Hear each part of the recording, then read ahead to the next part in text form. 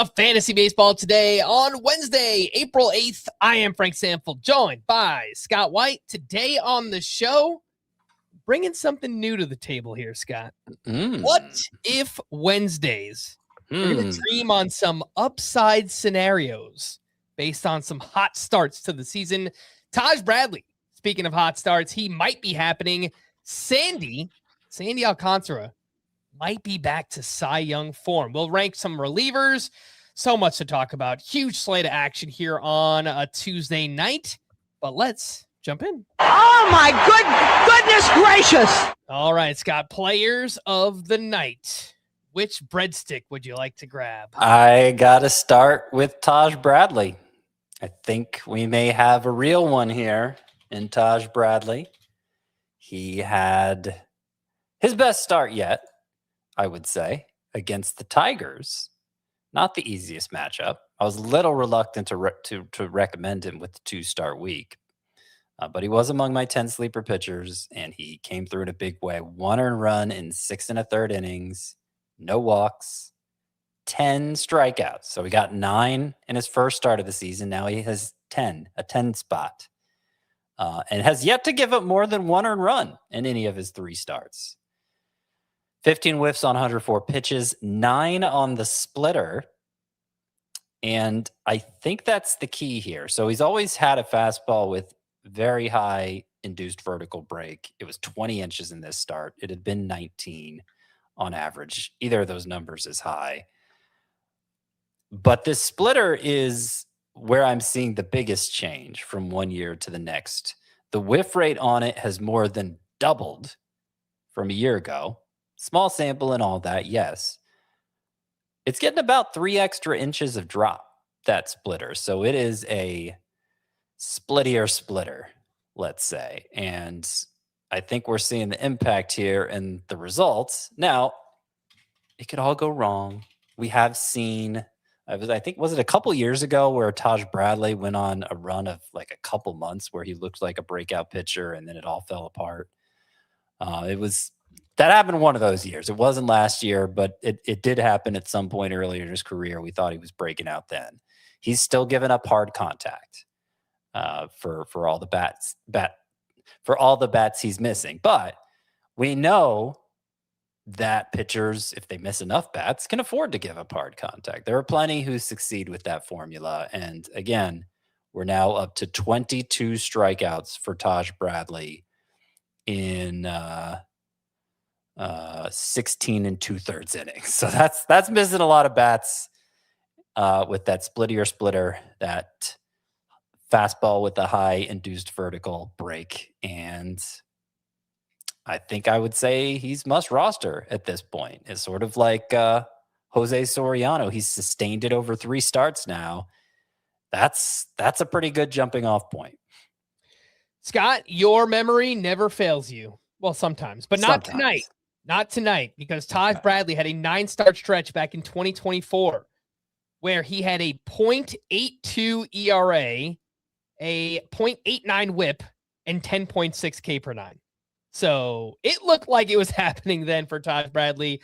And then things kind of came crashing down to earth over the final, 2 months of the season there. But I agree with everything that you said. That splitter has helped him level up so far this season. Even entering this start, 159 xwOBA on that pitch with a 53% whiff rate.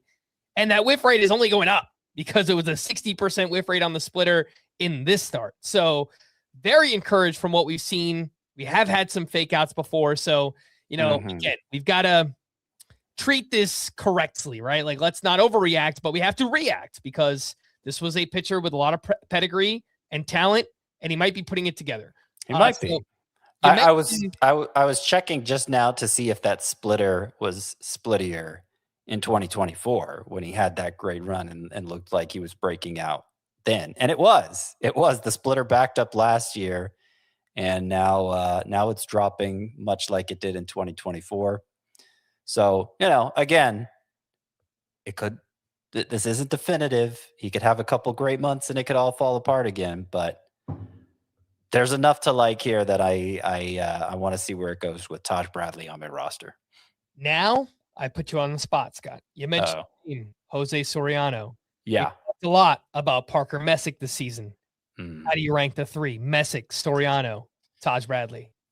I have the most confidence in Messick. He might have the lowest ceiling of the three, though. That sounds right. Probably So highest floor, lowest ceiling. Yeah. So it kind of depends what you're aiming for. I think there's enough of a ceiling for Messick, though, that I'm still going to put him number one.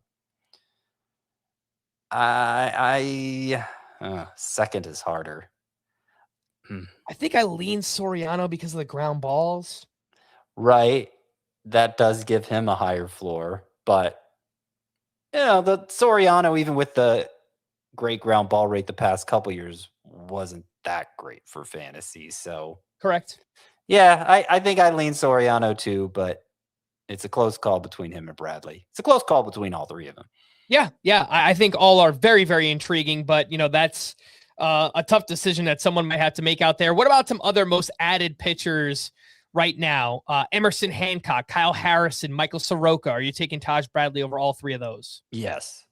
I agree with that as well. So very encouraged on Taj Bradley, but he's right in that mix with other, early breakout candidates, let's call them, with Parker Messick and Soriano as well.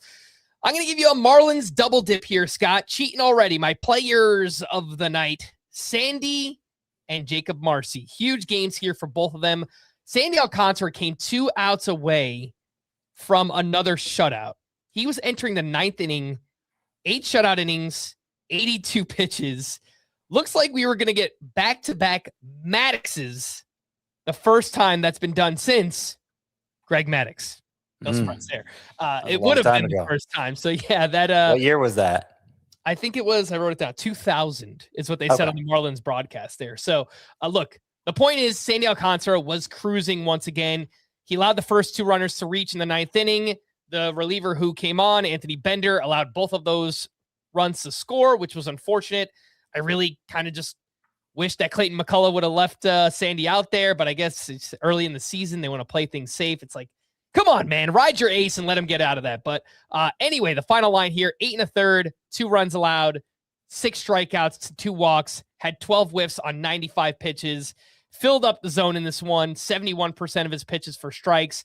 And Scott, that changeup has been money so far this year for Sandy Alcantara. He had 6 whiffs on it, a 50% whiff rate, 32% CSW. That was an issue for him early last year. He really did not have a feel for the changeup, and he really had trouble locating his pitches. So far, it has been the polar opposite. I don't want to say this, but I'll throw it out there. We're going to talk upside scenarios. He might be back to Cy Young form. What do you think about Sandy? Yeah, it's looking that way. And he did figure it out down the stretch last year, 2.70 ERA in his final 7 starts. So the ERA was over 5 for the full season, but 2.70 in the final 7 starts. He's got a lot more whiffs during that stretch too. He entered this year with a lot of momentum. I was not quite as high on him coming into the year as some others were, because I knew at his best, him being not a big strikeout pitcher, I knew at his best he relied a lot on just volume, just accumulating a higher number of innings than most anyone else. And I wondered, different manager now from his Cy Young seasons, obviously he's been through a lot physically. Would he be handled that same way? I would say he is. I mean, he nearly had back-to-back complete games still in early April. So that worry is off the table. I moved him into my top 30 at starting pitcher, and he could keep rising from there. Sure, it's possible. Yeah. I mean, look, I think some people are going to ask, is this a sell high situation? I think that's whenever someone gets off to a start like this. I will point out the matchups so far have been the Rockies, the White Sox, and the Reds, all in Miami. So it's been really good matchups. All 3 starts have been at home. Really good place to pitch for Sandy there. So I get all that. I acknowledge it. But I think he could perform like a top 24 starting pitcher this season if he's just back to form, which, again, down the stretch of last year, it looks like that's what happened for him. And he's picked up right where he left off. So if you can get a top 24 starting pitcher that has struggled so far, sure. But I don't think this is unsustainable. You need to sell high now while you can. I'm pretty confident in what we're seeing from Sandy Alcantara so far this year. What about Jakob Marsee? He heard us talking smack yesterday, Scott. 2 for 4 with a walk and 4 steals in this game. He still is only batting 143 with a 459 OPS.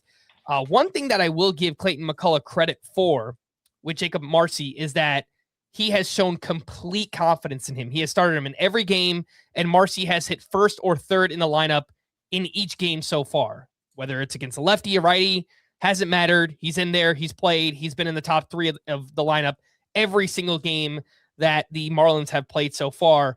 I guess, Scott, this is just a reminder that if you have Marsee in a categories league, despite the slow start, like, don't give up yet, because this is a reminder of his upside. 4 steals in 1 game for Jakob Marsee. Yeah, and we were saying, like, in 5 outfielder leagues, there's no way you'd think about dropping him. It was just in those shallower 3 outfielder leagues, which, generally we talk about those in terms of points leagues where the steals aren't as valuable. He's been striking out a lot. So I still think I still think he's on the bubble. If somebody like Cam Smith or Jordan Walker, who homered again here Tuesday, I'm sure we'll talk about that. I don't think Marsee is a definitive stash over those 2 in those shallower 3 outfielder leagues, but that is harder to say today than it was yesterday. Sure. Mm-hmm. And how could I do this? I mean, I'm sure people were waiting to hear it. Sandy Alcantara. Sandy? Tell me about it, stud. Might just be a stud again, Scott. Yeah. Love that. Anytime you bring up Sandy Alcantara on Twitter, I just like to respond, tell me about it, stud. I saw that. That happened today. It's like a Pavlovian response at this point. And it has seeped into your brain. It's kind of creepy for people who don't get the reference, which is always fun. You know what? If he dropped the back-to-back Maddoxes on Tuesday night, I was going to tweet out the image that I made a couple of years ago of Sandy from Greece and Sandy Alcantara's faces merged. Mm-hmm. But we didn't get there. So next complete game or awesome start, we'll get it out there. It's kind of disturbing, but it's also fun at the same time. So be on the lookout for that. Before we take our first break, Scott, what happened in that Braves game? I mean, my goodness. Reynaldo Lopez versus Jorge Soler, a heavyweight bout. First of all, why would anybody in their right mind try to fight with Jorge Soler? I mean, he is a massive human being. But then once they got close up, kind of like face to face, they square off a little bit. I didn't realize Reynaldo Lopez is kind of a big dude too. Mm-hmm. No match for Walt Weiss, who wound up tackling Jorge Soler down to the ground. Yeah, that was crazy. For anyone who hasn't seen it, Reynaldo Lopez gave up a home run to Soler earlier in the game and then hit him with a pitch. And then in his third at bat, he threw a pitch up near Soler's head. And Soler did not like that. So he ran at him and they squared up and they were about to brawl and benches cleared. And it was madness, but it was also kind of fun. Yeah. I mean, it was proper technique on that tackling, and it definitely de-escalated the situation because they were really going at it, Jorge Soler and Reynaldo Lopez. And I know there was some shouting back and forth that preceded it. I mean, Soler made the first move. He charged the mound. Well, they were staring each other down, and Reynaldo started wording some stuff at him, and he kind of put his arms up like, let's go. And then they were shouting at each other for sure. It was go time.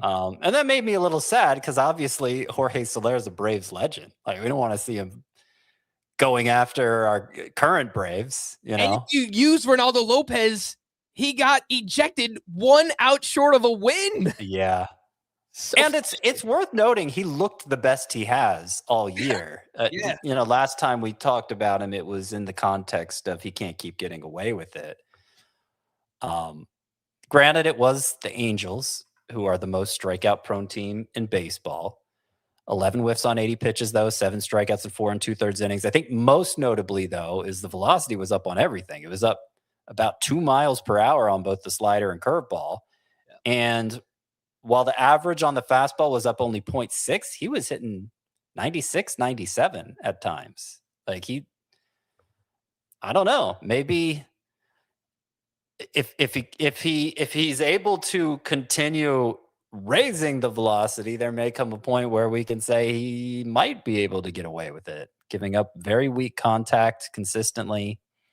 And I don't know. It was looking good before the ejection. So Reynaldo Lopez, if you picked him up, just stream him against the Angels. Not saying you can't drop him, but there's justification to hold on to him too. And the problem here is that he looks like a 2-star pitcher for next week, but I have to imagine that suspensions are going to come down for both of these guys, Soler and Lopez. So I don't know if that will affect his availability for next week, but as of now, Reynaldo Lopez looks like he would get the Marlins and the Phillies next week as a 2-star pitcher. So that's not terrible. I think you can use him in like a points league in those matchups. So if you picked up Lopez, I would probably hold on to him unless someone like Taj Bradley was available. And then obviously I would make that swap. Probably, I don't know if you noticed this, but Reynaldo Lopez was like pounding him on the head with the baseball, which is Reynaldo Lopez held onto the baseball the entire time the brawl was happening. I was so confused. I also so Walt Weiss's tackle was the highlight of the whole thing. But if you catch the right clip of it, you see Ronald Acuna charging in from right field, and like as soon as he comes into the frame, he turns his hat backwards, like he's ready to dive in. Hash catch him, like he's ready to go. It's go time. So, yeah. Oh man, yeah. There is if you haven't seen it by now and you're listening, go search it up. It was a pretty entertaining one. I didn't know this about Walt Weiss, but he's like a black belt in Taekwondo or something like that. I heard he does like MMA training or something. Well, we could tell. Walt Weiss must add in your IDP football leagues this year with a tackle like that. That was awesome. Let's take our first break. When we return, we'll get into the news and notes. We have unfortunate news and updates on some of the pitching injuries. We'll talk about that right after this. You need a hug? You need a fist? Crutch. Crutch, you need anything. I do have one question. We didn't mean right now.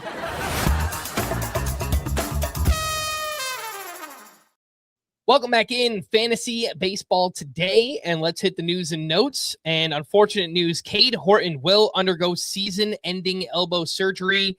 I have not seen, Scott, maybe you have, whether or not it's Tommy John or internal brace, a combination of both.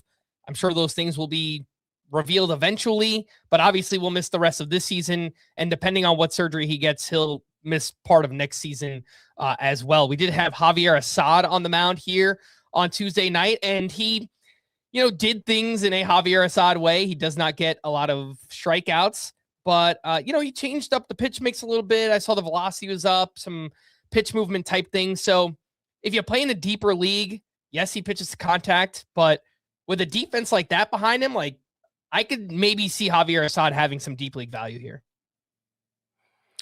I could see him showing up on the streamer list from time to time.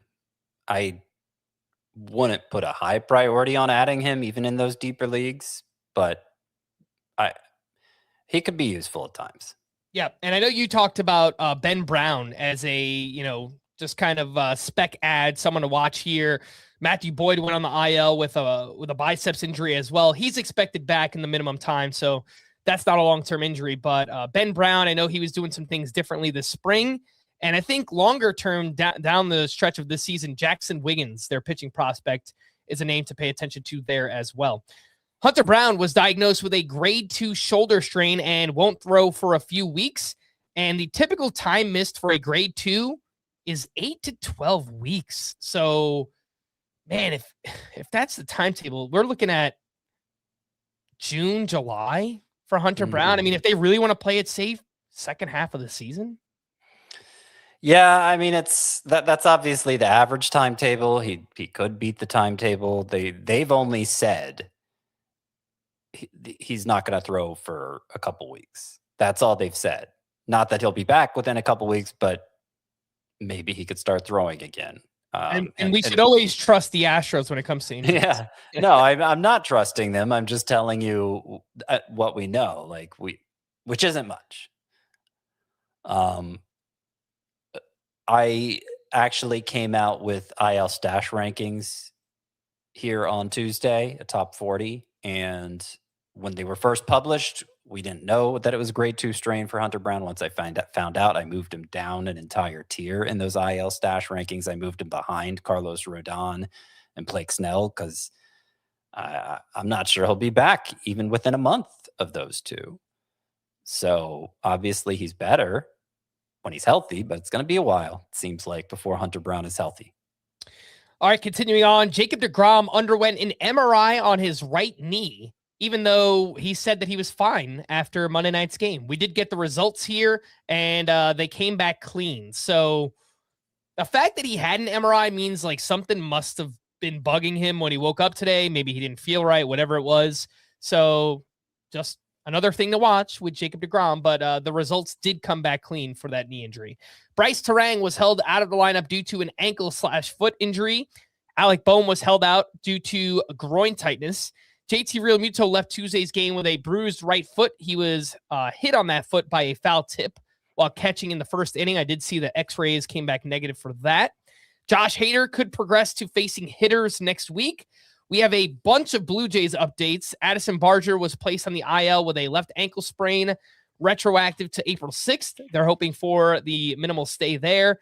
Alejandro Kirk had thumb surgery on Tuesday and is expected back in 6 weeks. Trey Savage's next rehab outing will be this Thursday. Max Scherzer said that Monday's forearm tendonitis was just a detour and that he will throw a normal bullpen and expects to make his next start. Cody Ponce will have ACL surgery, likely ending his season. Patrick Corbin will start on Friday, and Jose Barrios threw live BP on Tuesday. Jackson Chourio will undergo follow-up imaging on his fractured left wrist on Thursday. Garrett Cole is scheduled to face hitters on Sunday in a live BP session. Ivan Herrera has served as the personal catcher for Michael McGreevy and Andre Palante, and is expected to continue doing so through the end of April. So as long as those guys remain in the rotation, Scott, obviously this is great for Herrera's catcher eligibility on CBS. He already has 4 starts or 4 games. He only needs 1 more. But if someone has Ivan Herrera in NFBC leagues where you need 10, I think there's a pretty good chance that we'll just get that by the end of April. I wonder why they say through the end of April. Why they're only committing to that. Yeah. Jimmy Crooks is off to a hot start at AAA. It's why I bring it up. I saw that. I went through a bunch of minor league leaderboards earlier today. That's what I do with myself when I have nothing else going on, apparently. So, and I think it's also worth noting that he's the personal catcher for the 2 worst members of their rotation. Yeah, that's why we need them to stay in the rotation. Is also what we've been seeing with Dalton Rushing for the Dodgers. So it's interesting the way they're doing that. But yeah, no, obviously the big news is it does seem like Herrera's going to get catcher eligibility in most leagues. Will he get all the way to 10? You know, if he stays in this role all season, sure. But by the end of April, I don't know. Scott, we're dreaming past 10, man. What if Wednesday? Let's get to 20 so we have Ivan Herrera catcher for next year. Let's get it done. Drew Rasmussen was scratched from Tuesday start for the birth of his child. He will go on the paternity list. Edwin Uceta began a rehab assignment on Tuesday, and he is another name to watch in that Rays bullpen. Obviously, Brian Baker has kind of taken over the highest leverage role, but if Uceta returns and looks as good as he did in the second half of last year, he could figure into the saves mix there for the Tampa Bay Rays. Brewers pitching prospect Shane Drone was called up and will start Wednesday against the Red Sox. He is an older prospect, 27 years old, but pitched well in the minors last year. 1% rostered. I think it's mostly just a name to watch. Let's see how he does in this start. But Scott, what do you think here on Shane Drone of the Brewers? Yeah, he missed a lot of bats for the Red Sox last year. Had a 12.8 K per 9, had a 17% swinging strike rate. That was between high A and AAA, but mostly AAA. And then he got traded to the Brewers in February. What deal was that? Was that the Caleb Durbin deal? Maybe. That sounds right. Yeah. Anyway, he's with the Brewers now. Too. Yeah. For all the good he did, he threw only 54 innings last year, and he hasn't thrown more than that since 2023. So I'm guessing even if he's pitching well for the Brewers, it'll be shorter outings, and we have to see if he pitches well. It's not like he's a huge prospect. I think MLB.com has him around 25th in the Brewers system, but the strikeout numbers are interesting there for Shane Drohan. Drohan. Yeah, so it's Drohan. There's the last name for Drohan. I think NL only leagues. He's a name to watch. If he shows any positive signs on Wednesday, he's probably an ad in a format like that. Putting a claim right now. There you That's go. A swell idea, Frank. Sean, you know what? We only run Fab on Sunday nights in my in the NL Labor Industry League. So throughout the week, any little tidbit of information that pops up or a player I see playing, I just add them to my scout team, my watch list, and I have a whole bunch of names built up by the end of the week to throw bids on. So the only problem there is you said AL only. So probably NL only would make sense. Yeah. I went to my AL only league and I'm like, why is there no add button here? Okay. Yep. Sean Murphy will start a rehab assignment at AAA on Friday. He's a name to watch there in 2-catcher leagues. Andrew Vaughn will have a follow-up appointment with his hand surgeon on Thursday and hopes to be cleared for the next step in his rehab. Austin Hayes was officially placed on the IL, and I didn't mention this yesterday, Scott, but I think a prospect to watch here is Sam Antonacci, who we spoke about on the FBT Express prospects episode last week. And he's already played a few games in the outfield this year in the minors. So I think if Austin Hayes is on the IL, they can give Antonacci a shot here. That's a good thought. It's a good thought. Antonacci, he was a force of nature in the World Baseball Classic. He had a big home run. I believe it was against Team USA as part of Italy's win over them. And he had a Little League home run against Great Britain. So obviously flying around the bases, very exciting play, sliding into home. And then he had these really, some of the headiest plays I've seen from a defender. The most notable one that stands out is Joey Ortiz rounding second on a routine fly out to center field. And the reason he rounded second instead of heading back to first is because when the ball was hit, Antonacci dove like he was trying to reach a ground ball. And so Ortiz just instinctually trusted that and ended up getting doubled off at first base. Yeah. So that's the kind of player very cool play. Yeah. Antonacci is. Not so really high baseball IQ on this guy, which I think is always bodes well for somebody outperforming his tools. I'll also note Antonacci stole 48 bases last year. He reached base at a 433 clip. At AAA this year, he has 8 walks versus 3 strikeouts. I don't know that there's going to be much power there. He has homered a couple times already this year, but he should be a great base stealer, a great on-base guy. I'm very excited about him, Sam Antonacci.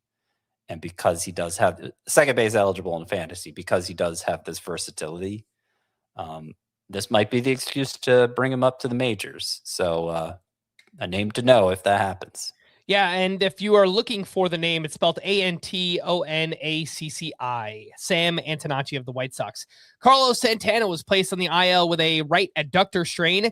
Gabriel Arias went on the IL with a left hamstring strain.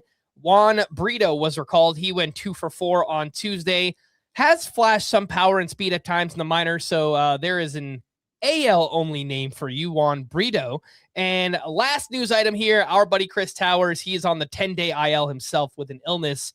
That's why he hasn't been here so far this week. So obviously we send him our best. And if you follow Chris on X or Blue Sky, send him some wishes, keep those spirits up. It's been a weird couple weeks and months here for Chris. So looking forward to getting him back. Let's rank some relievers here, Scott. And I think the two that stand out to me right now are Riley O'Brien with the Cardinals and Jakob Junis with the Rangers. So Riley O'Brien got the 10th inning here on Tuesday night, 2-run lead. He allowed an unearned run, the Manfred man on second base.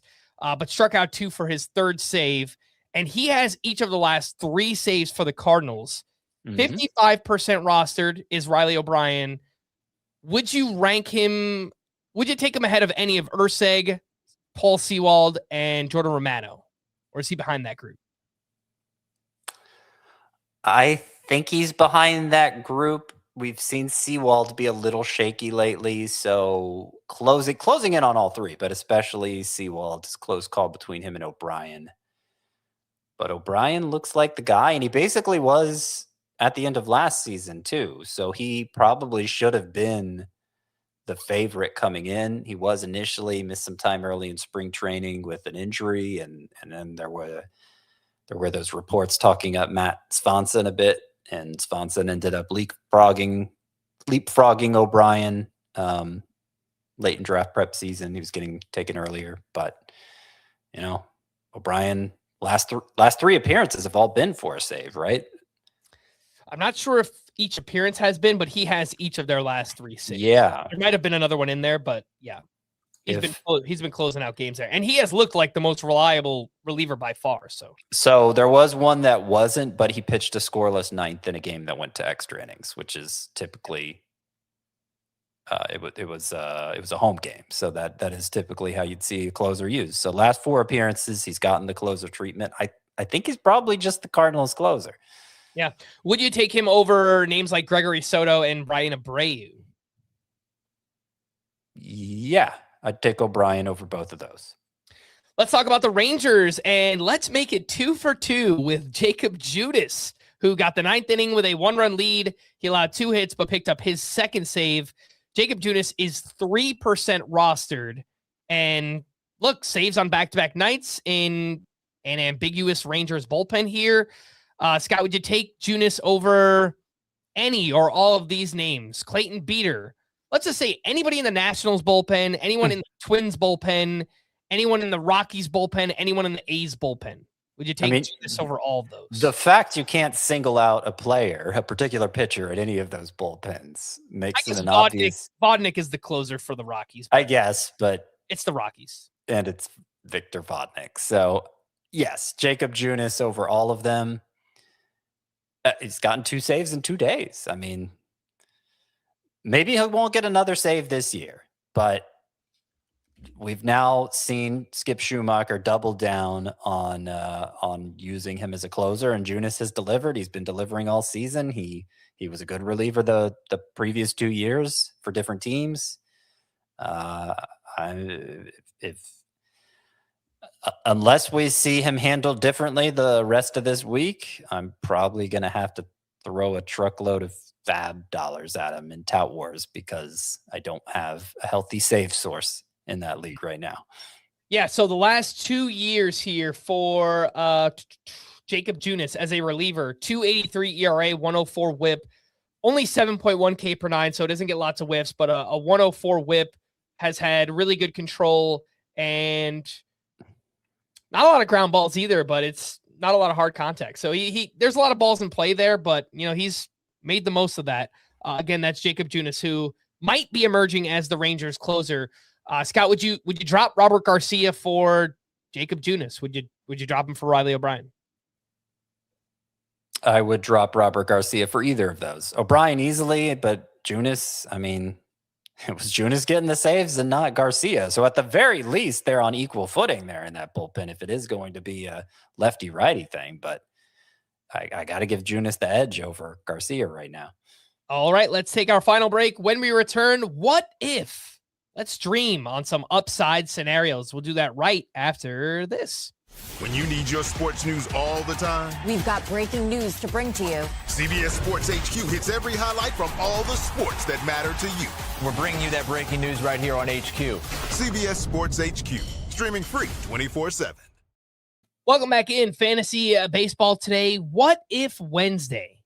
Let's dream a little bit. Open up our minds to the possibilities that Jacob Misiorowski can succeed even with a walk rate this high at the Red Sox. 5 1/3 innings, 3 runs, 10 strikeouts, 4 walks in this one, had 16 whiffs on 101 pitches. And so far through 3 starts, 15 K per 9, 5 walks per 9.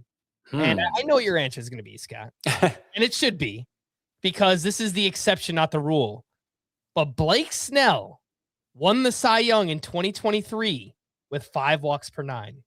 So what if the Miz can pull this off? How does this game work? I don't know. You just how am I answering this question? You just I don't know. You tell me how great. What if? Can it happen? What do you think? Can it happen? I would bet against it, which is the obvious answer. Can he improve his walk rate? That I think is a question also worth asking. And if he does, then it makes it a lot more likely, because that is the big blemish here. Now, I like that even with the walks he's been issuing, he's still managed to deliver 5+ innings across all 3 of his starts, which is not something you can say for every pitcher this early in the year. But it does put a pretty hard cap on how deep he can go into games once maybe some of those other pitchers start going deeper, because you just look at the pitch counts with each of his starts. He hasn't reached 100 yet, but he's been getting close. And that's not something you see a lot in early April. But he's got great stuff. He's missing a ton of bats. He's delivered 3 promising starts. His career started with 5 great starts last year, and the wheels kind of came off from there. So it's not definitive that Misiorowski is a fixture in your lineup all season long, but couldn't imagine benching him right now. Yeah, and I love the fact that they're letting him go too. He's thrown 94 plus pitches in all 3 starts here. Again, that is Jakob Misiorowski. Let's talk about Gunnar Henderson. He went 2 for 4 with his 4th home run. He has homered in 3 of his last 5 games. Strikeout rate is high to start the season, 31%. But what if he has a career high pulled air percentage right now? 33% for Gunnar Henderson, and it has never been higher than 15.8% in a single season before. So I'm not saying he's going to maintain this level, Scott, but if Gunnar Henderson can maintain a 20+% pulled air rate, we might get a career high home run season here out of Gunnar Henderson. Yeah, it would be hard not to if he improves his pull air rate that much, unless he trades off contact quality or something like that, which so far he has. Actually, his exit velocities are trailing his norms by quite a bit, and yet he already has 4 home runs, which shows you how important pulling the ball is. I would expect the exit velocities to get back to normal, and no, most likely the pull air rate does. But in this exercise, what if the pull air rate remains very high? He might be a 40 homer guy. He's probably an MVP candidate. I mean, it's not a stretch. He hit 37 home runs in 2024, so it wouldn't take much to get him to 40. But obviously, it would be a big step up from the 17 he hit last year, which I think we all knew was lower than we should expect. Yeah, as he played through multiple injuries last year. Again, that was Gunnar Henderson. Let's talk about CJ Abrams, who is off to an awesome start here. 2 for 4 with a walk, RBI, 2 more steals. He is batting over 300 so far. 4 homers, 14 RBI, 4 steals, OPS up over 1,000. The plate discipline looks pretty good. And he's another one, 32% pulled air rate early on in the season. Scott, what if CJ Abrams avoids that 2-month slump that we get every season out of him? Well, if he does that, then we're probably drafting him at the round 2-3 turn next year, because he's probably a 20, maybe even 25 homer, 40 steal guy. Yeah. Whose batting average is higher than we've ever seen it be before. Maybe 270, maybe higher, if he avoids that slump. It would be nice. I don't think it's going to happen, because I think we're going on 4 years of him following the same basic pattern and ending up with the same basic numbers. It's been 3 years in a row. So probably that's just who he is. But what if? Yeah. What if? I think I'm starting to get the game, Frank. Let's talk about Gavin Williams, Scott, one of your boys here. Up and down start against the Royals, 5 2/3 innings, 1 run, 5 walks, but 8 strikeouts here. It was insanely cold. It was so cold that they had to move this game from a night game to a day game. So it was really, really cold in Cleveland here. I get that. But what if Gavin Williams could just throw strikes more consistently, Scott? What would happen then? Well, we kind of got a glimpse of this because that's what happened down the stretch last year. Let me see if I can pull up the numbers. I got to type and talk at the same time, which means I have to think of 2 separate sets of sentences in my head simultaneously, which is hard to do. But I think I may have pulled it off here. So final 5 starts last year, he threw 66% of his pitches for strikes versus 61% previously. 66% is a good rate. 61 is bad rate. 174 ERA, 106.11 K per 9. I mean, even if you just want to look in the second half, 218 ERA, 105 WHIP, 10 K per 9. And do you have his strike percentage for the second half? Not for the second half. I have to imagine it was better than the first half, though. I'm sure it was. It wasn't as good as 66%, but I'm sure it was better than 61. But I don't think I'm going to find it quickly enough to satisfy a live audience. That's all good. I mean, that's what we're looking for, right? That is just the reminder. And again, a lot of these scenarios, not the most likely scenario. In fact, they are one of the less likely scenarios to happen here. But on the off chance that, man, if Gavin Williams can recapture that form from the final 5 starts and throw strikes consistently, I mean, we could get a top 20 SP season out of Gavin Williams. I mean, that is the upside that he possesses. It's just the lack of consistency, which Chris and I talked about quite a bit last week for Gavin Williams. Let's talk about. You may have filibustered enough. Let's see. Uh-oh. No, actually, I don't know how to look it up on this site. Strike percentage I get from Baseball Reference, but their compiler has not been working, at least on the minor league side where you can see percentages like strike percentage. It sounds weird, I know, but if you look up like a major league player on the minor league game log and you do start date, finish date, it'll give you different numbers than it does on the major league side, but it hasn't been working lately. So maybe it doesn't do that anymore, which would be very sad. You know what? I didn't actually know that is how you compiled that, but it's good to know. I feel like, and people ask us for this every offseason, and we should do it. And remind me again next offseason, listeners, but we should probably just walk through like our process for draft season and like, what are the things that we use, the tools that we use, right? And just actually physically show them on the websites. Like, how do we find the stuff that we find? Because I think that would be useful for those watching and listening, but also probably useful for each other, right? Like we would probably just learn things from each other. Like, I didn't even know that's how you found that. And it's pretty useful. So, well, you filibustered again, Frank. And so I was able to go to the major league side and do strikes divided by pitches myself.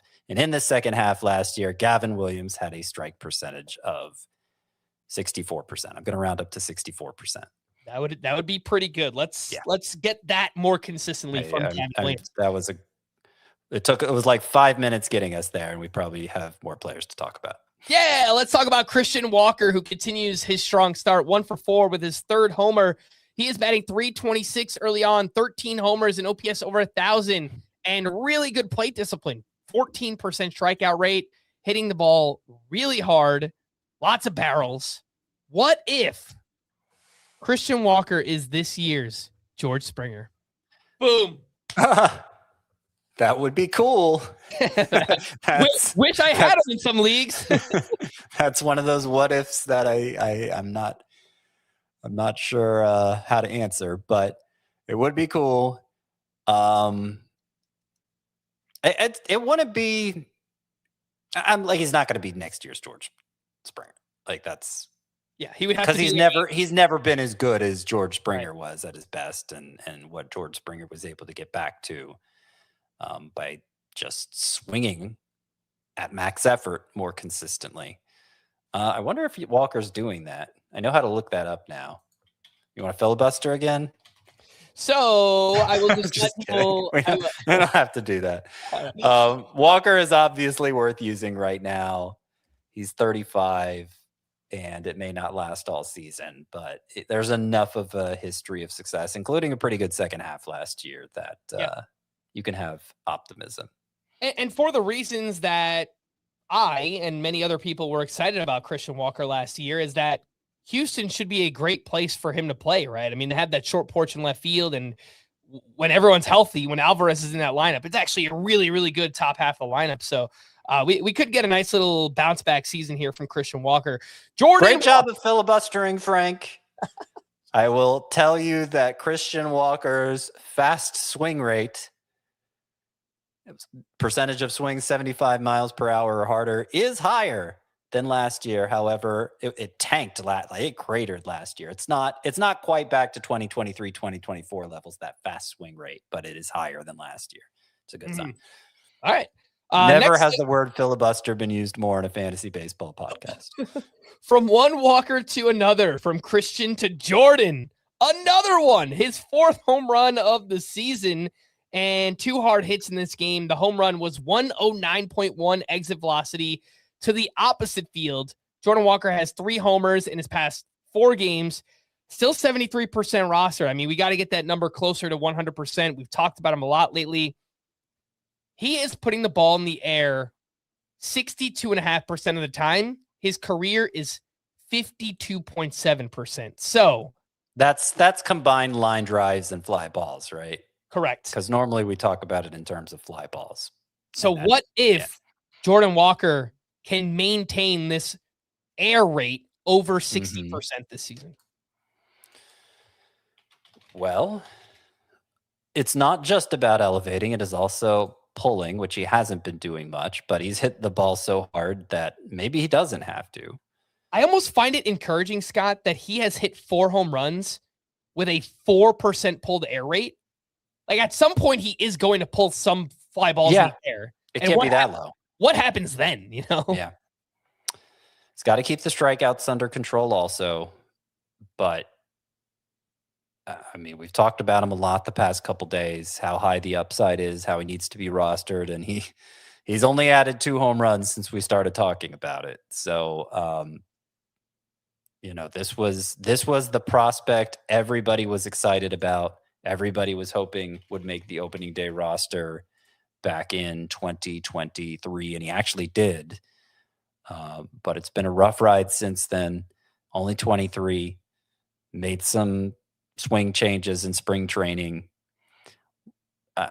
It would not be at all far-fetched if he keeps doing this for him to be a 30-plus homer guy and a must-start outfielder in fantasy. Yeah. I remember that spring training when he had that, I think it was 3-homer game. And I was down in Florida for First Pitch Florida, and like just there with all the fantasy people, and everyone was just losing their minds about Jordan Walker. It was so fun. So I'm rooting for him. I hope he comes through. Last one here. Robbie Ray had a strong start against the Phillies, 6 2/3 shutout innings with 7 strikeouts here. And what if he just faded down the stretch last year, and that's why he finished so poorly? His first 24 starts last season, Robbie Ray, a 2.85 ERA, 113 whip, 9.4 K per 9. So, Scott, what if Robbie Ray just faded and now he's a little bit more built up and he's going to be good all year? Then I was wrong to call him a bust, and he'll probably be must start in fantasy. The whips will probably still run high. The ERA probably won't be amazing, but it'll be good enough for the amount of strikeouts he gives you and the kind of volume he gives you. All right. That was our What If Wednesday. I actually thought it was pretty fun. So we'll see what we could do on future episodes. We'll also work in some more worryometers, but you know what? It's too early in the season for the worryometer. I know people are losing their minds. I get messages every day like, Austin Riley, I'm going to drop him. Why can't he hit? It's like, we're 10 days. We're like, whatever. We're almost 2 weeks into the season now, but man, it is It's a 6-month season. So we've just got to let this play out a little bit longer. Let's get into the rest of Tuesday's action, Scott. I have some deeper names here to watch that I was kind of intrigued by what they did here on Tuesday. So that includes Alex Freeland with the Dodgers, Javier Assad with the Cubs, who we spoke about earlier, Josh Bell with the Twins, who's off to a nice start. His pulled air rate 37% this early in the season. Look, Kyle Freeland, I know it's like Kyle Freeland has this thing every year where he has like a 3-star stretch where he looks okay, but he looked really good here, so I'll just mention a name. And Amed Rosario had 2 home runs here for the Yankees. AL only for now, but like if Ryan McMahon continues to hit 100, Amed Rosario might legitimately just get more playing time. So very deep league names, Scott. Any stand out to you? Anything here? Alex Freeland, Javier Assad, Josh Bell, Kyle Freeland, and Amed Rosario. I mean, Josh Bell can be useful for stretches. He usually has one good half, first or second. Corner infields seems pretty strong for like a 12-team context. It gets thinner in a 15-team context, and maybe Bell would be somebody to look into there. Only 17% rostered. Alex Freeland is, a prospect of some note, and the Dodgers are relying on him a lot. He hasn't shown that he can control the strikeouts enough as a major leaguer to really amount to anything. It was 36% during his time last year. It's 33% now. That's not going to be good enough. He doesn't have enough power, but there's some pop here. There's a little bit of everything here, including getting on base a lot, walk with the walks. So if he hits enough, if he can bring that strikeout rate down to size as much as the Dodgers are having to rely on Alex Freeland, then he'll matter. It's a big if, though. Yeah, I am intrigued here by Freeland. He had a single off of Gausman in this game, 106.8 exit velocity, and it's a small sample, but his core skills, plate discipline wise, and like quality of contact look really good early on. He's hitting the ball hard, barrels are there. He does not chase pitches outside the strike zone contact, swinging strike rate. It all looks really good. So in deeper leagues, I am keeping an eye on, or maybe even adding Alex Freeland based on what he has done so far here. Some interesting StatCast buys right now, Scott. Again, I was doodling earlier today and some things that stood out to me. 4 names that have been unlucky so far based on StatCast: Colt Keith, Max Muncy of the Dodgers, Michael Harris, and Alec Burleson. Obviously, those other 3, Muncy, Harris, and Burleson, those would have to probably be like via trade. But what do you make of Colt Keith so far? He is hitting the ball extremely hard. Even his sprint speed is like 89th percentile. So I'm like, who is this Colt Keith? 57% rostered. What do you think with Colt Keith so far? He entered today batting .353. No home runs yet, but I didn't realize his batting average was that. Yeah, I keep so he was among my sleeper hitters for the second straight week, in part because the Tigers are facing so many right-handers, but also in part he's one of the biggest bat speed gainers this year. About 3 miles per hour, and average exit velocity we're seeing a clear increase there too. And fast swing rate, let's talk up that stat again.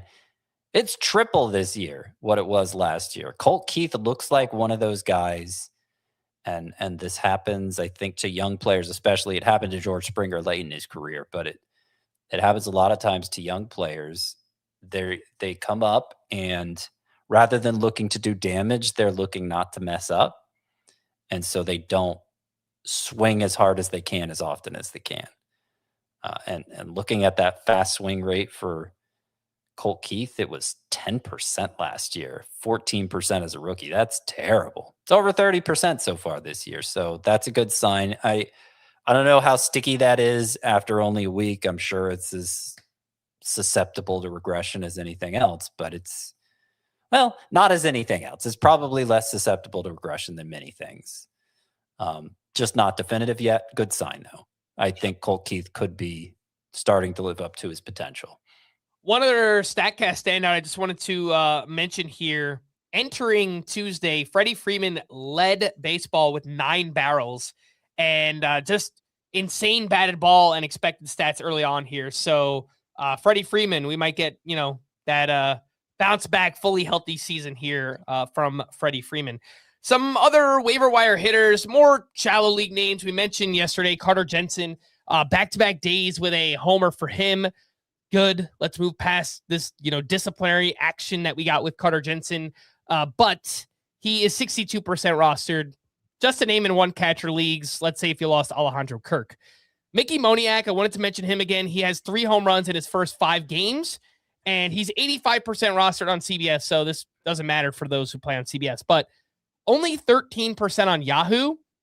And Mickey Moniak's best format is head-to-head categories, daily lineup leagues. So, which is Yahoo's predominant format. Exactly. So finish connecting those dots. I understand it's like only 3 outfielders and there's 2 utility spots there. So it's a shallower roster size, but play him when he's at home in Coors Field against a right-handed pitcher. And I think a lot of times good things will happen for Mickey Moniak. So I think he's over rostered in CBS leagues, but under rostered in Yahoo. I think he's a good hitter. Yeah. He just, you can only start him in those particular circumstances. And then Moises Ballesteros had himself a big game here, 2 for 4 with his first home run. He had 4 hard hits in this game, and his playing time has been weird. He started the first 5 games. They were all against righties. Then he sat out the next 5 games. 4 of those were against lefties. 1 was against a righty. He still didn't play.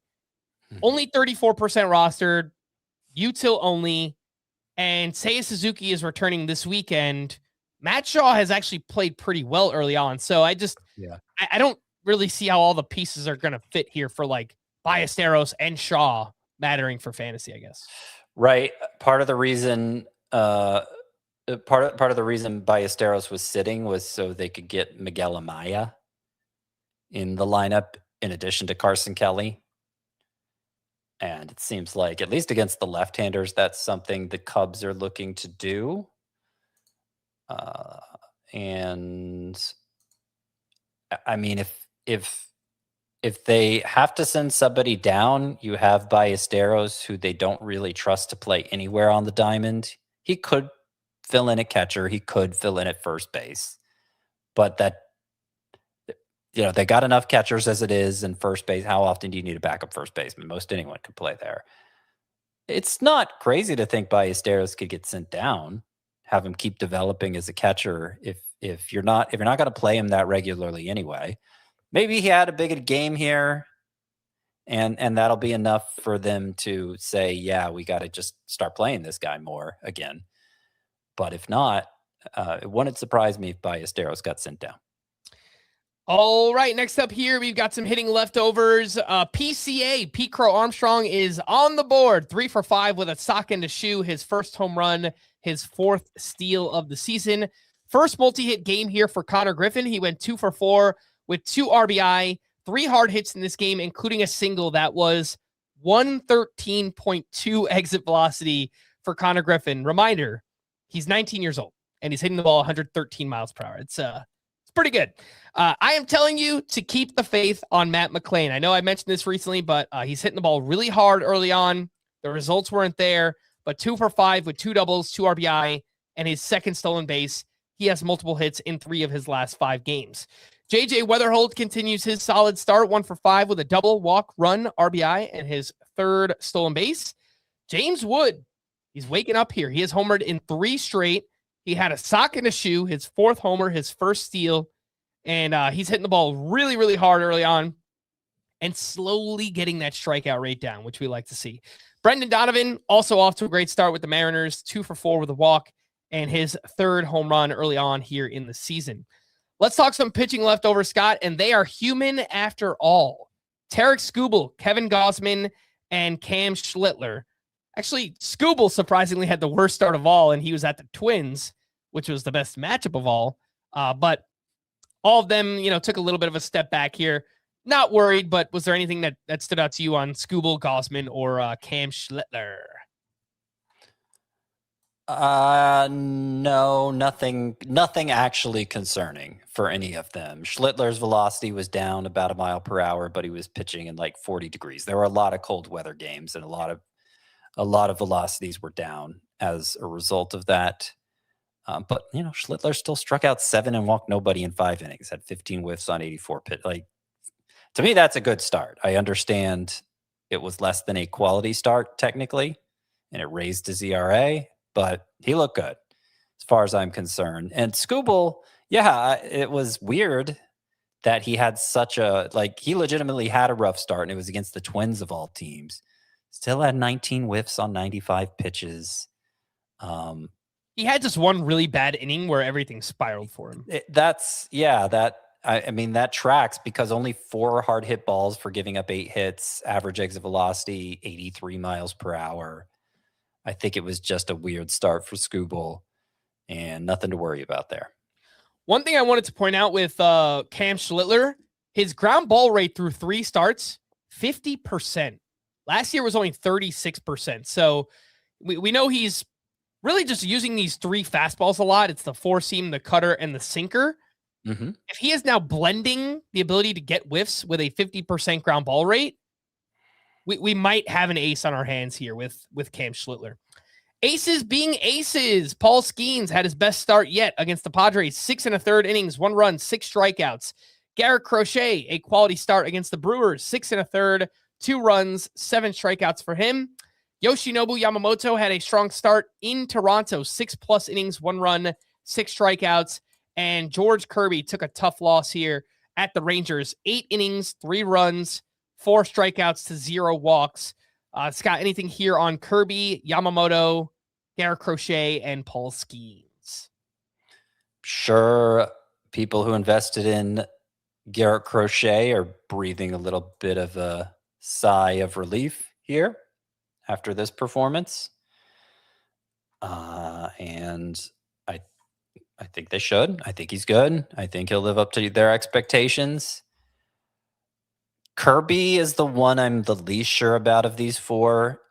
The whiffs have been sorely lacking across all 3 starts. The overall results have been fine. But it does make me wonder if that'll continue to be the case if he's not missing bats at the rate we're used to seeing him do that. And obviously he's coming off a down season. So I'm not convinced we're seeing Kirby get back on track here. Oh, you know what I haven't looked up is his arm angle, because I know that was part of the problem last year, the way it was slipping, and the data was lacking on that after his first start. We do have it now, Scott. You know what? He's come most of the way to raising it to pre-2025 levels. Not all the way, but most of the way. So his 34-degree arm angle so far this season, Kirby, is the same as it was in 2022 when he was very good. Mm-hmm. Yeah. So that's nice to see, but we're not seeing the impact on the individual pitches, the way they're performing. So the jury's still very much out. Obviously, he's worth using. He just gave you 8 strong innings against the Rangers. Hard luck loss. But the jury's still out. Yeah. I agree completely. I have Kirby in a few spots. Don't love that he hasn't been getting whiffs. And 13 hard hits allowed in this game. 92.3 average exit velocity. So at some point, we do need to see more whiffs for Kirby. And with Garrett Crochet, I thought it was encouraging. His fastball had 2 more inches of induced vertical break here, which is something that was lacking in his first couple starts. So 17 inches versus 15 here for Crochet. That was a good sign for his fastball. Very good pitchers being very good. Trevor Rogers, a quality start at the White Sox. 6 innings, 2 runs, 6 strikeouts to 0 walks. Nathan Eovaldi, finally back on track, turned in his first quality start. 6 innings, 2 runs, 7 strikeouts, 22 whiffs on 93 pitches. Nick Pivetta, a solid start at the Pirates. 5 innings, 2 runs, 8 strikeouts to 1 walk. Scott, anything here on Pivetta, Eovaldi, and Trevor Rogers? Trevor Rogers has now started the year with 3 really good starts. And he gave up 4 walks in the first one, but a combined 1 since. So it doesn't seem like that's anything to worry about. He's looking like he picked up where he left off. I'd be very excited if I drafted him.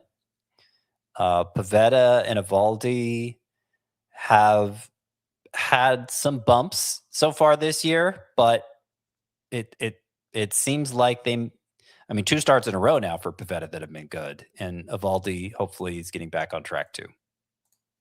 All right, moving on here. I do have a couple other pitching leftovers. What happened to Christopher Sanchez? He had a bit of a rough outing here, not terrible, but at the Giants, 5 innings, 11 hits, 4 runs, 2 of those earned, 6 strikeouts, 16 whiffs on 92 pitches.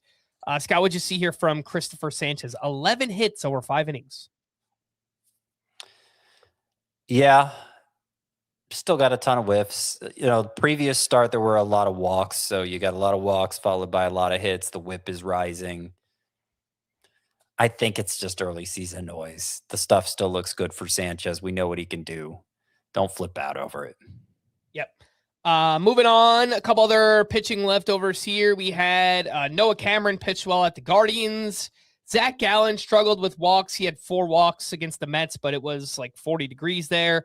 Yeah. Freddie Peralta, he entered the 5th inning with 4 shutout innings, and then left the game with the bases loaded, and the reliever allowed all 3 runs to come in and score, which pretty much jacked up Freddie Peralta's line there. And Andrew Abbott was okay at the Marlins, 5 1/3, 2 runs, 2 strikeouts there. Scott, anything that stood out for Abbott, Peralta, Gallen, and Noah Cameron? Gallen probably raises the most concerns, just given the stage he's at in his career, how he was valued coming into the year. And the velocity increase was a big part of the optimism, big reason for the optimism. You may notice pitches were down across the board, fastball down 1.2 miles per hour. But as you point out, it was not as cold as some parks, but still 50 degrees. That's not baseball weather. You're not going to have the same feel for the ball, or, it's not surprising to see his velocity down in that temperature. Mm-hmm. One other name just to watch here, Shane Smith. He did look better. He had 8 strikeouts, 17 whiffs on 99 pitches, but also 5 walks and just threw 58% of his pitches for strikes. So yeah, I would be willing to drop Shane Smith for, Soriano and Taj Bradley. But if you held on in a deeper league, or if someone else dropped him, just something to watch after this. Yeah. Like, he obviously can't walk 5 batters in any start, much less a short one like this. So he's got to get past that. But the curveball was back. The curveball had been missing in his first 2 starts. That is his best whiff pitch, 48% whiff rate last year, which is incredible. And part of the reason he had such a big second half is because he increased his usage of that curveball. Usage was way down in his first 2 starts. It wasn't getting whiffs at nearly the same rate. It picked up 3 additional inches of drop in this start. So I think Smith has his best pitch now, and hopefully better times are ahead. But the walks are a separate concern. All right, let's wrap up here. The call to the bullpen, a couple other bullpen updates for the Orioles. Ryan Helsley struck out 2 for his 4th save. For the Red Sox, Aroldis Chapman picked up his 3rd save. For the Dodgers, Edwin Diaz allowed 2 base runners, but struck out 3 for his 4th save. David Bednar picked up his 5th save, his early league-leading 5th save of the season. For the D-backs, Paul Sewald got the bottom of the 10th inning with the game tied, and the Manfred man on second base. He gave up a walk-off single and took the loss. For the Marlins... Yeah, that's tough for Sewald. I said he's been shaky lately. All that happened was he allowed a hit in this outing. It was the Manfred man that got him. It's so frustrating to me. Like, I guess it doesn't matter as much in a roto or categories league, but in a points league, if you have Paul Sewald, like I do in the Dynasty League, he gets a loss for that, even though all he did was give up a hit with like the invisible runner on second base. Yeah. It should be like charged to Rob Manfred. Rob Manfred took the loss, not Paul Sewald. It's just frustrating. I think I know Manfred isn't popular, and I know there are good reasons why he's not. And you're going to get yourself in trouble here, but not in terms of like, it's been really bold what he's done, changing the rules of the game itself. really bold and not something that most commissioners would have dared touch. And I think almost universally, the rule changes have been awesome. And he deserves a lot of credit for that. I don't know that I feel the way about the Manfred man. I'm kind of indifferent about it. I kind of think, the regular rules for extra innings worked fine and probably gave a fair outcome. But there were some insanely long games that I know the players probably hated. I know the people who cover games absolutely hated. And a part of the push here has been to shorten games, and you get these 18-inning marathons, and they were becoming too frequent. Yeah. And I think I'm okay with this rule. It's the one that I'm still undecided about. But for the most part, the changes have gone far better than even what I imagined them being, with the latest, of course, being the challenge system, which everybody is loving. For not literally everybody, but it is the reaction to it has been overwhelmingly positive, and I think a lot of people feel like I just said, where this is even better than I enjoy this even more than I thought I was going to. I agree with everything you just said, except for my guy, Paul Sewald, getting a loss in this situation. That loss needs to go to someone else. Team loss. It's not Paul Sewald's fault. He gave up a hit. I feel like he shouldn't get a loss for that, but whatever. For the Marlins, Anthony Bender relieved Sandy Alcantara in the 9th inning with 2 runners on. He allowed Bolt to score. He took the blown save. Of course, Pete Fairbanks is on paternity leave right now. For the Athletics, Mark Leiter Jr. came on in the 8th inning with a 2-run lead. He was charged with 4 runs on 4 hits, took his second blown save, and I am like 95% sure that he's just bad, so he shouldn't matter for fantasy. And I don't know who should in the A's bullpen, but Justin Sterner threw 2 shutout innings in this game, so maybe it's him. For the Twins, Cole Sands came on with 1 out in the 8th, a 3-run lead. He got 1 out. He walked the next 2. He was relieved by Eric Orze. I meant to look up how to say his name, but I don't know how to say it. So we'll go with Orze. He got out of the inning. Orze started the 9th, and then he gave up a run on 2 hits, and he was relieved by Justin Topa, who got the final 2 outs for his first save. So the Twins bullpen, Scott, feels like a mess for a bad team. So yeah, I'm not sure if you have anything else to add on that. Yeah, I had enthusiasm for Cole Sands when he picked up that first save, because I do think he's their best reliever, but he hasn't been used like a closer since then. If anything, Justin Topa seems to be emerging as the top choice there, but even then, not consistently. For the Giants, Ryan Walker came on with 2 outs in the 7th inning, 2 runners on, and a 4-run lead. He got out of it. He went on to record the next 4 outs. Keaton Wynn is the one who closed the game with a 6-run lead. We haven't seen a save opportunity in a while for the Giants. I don't know who it's going to go to. It was a 6-run lead, but it was 4 runs heading into the bottom of the 8th, which isn't a save situation, but it's pretty close. It's close enough that if the closer's rested, a manager's probably going to use him. And obviously, the manager's pretty much committed to what reliever he wants to use in the 9th once you get into the bottom of the 8th. So Giants happened to tack on a couple more runs, made it more lopsided. Keaton Wynn came in. He's been used in high leverage roles.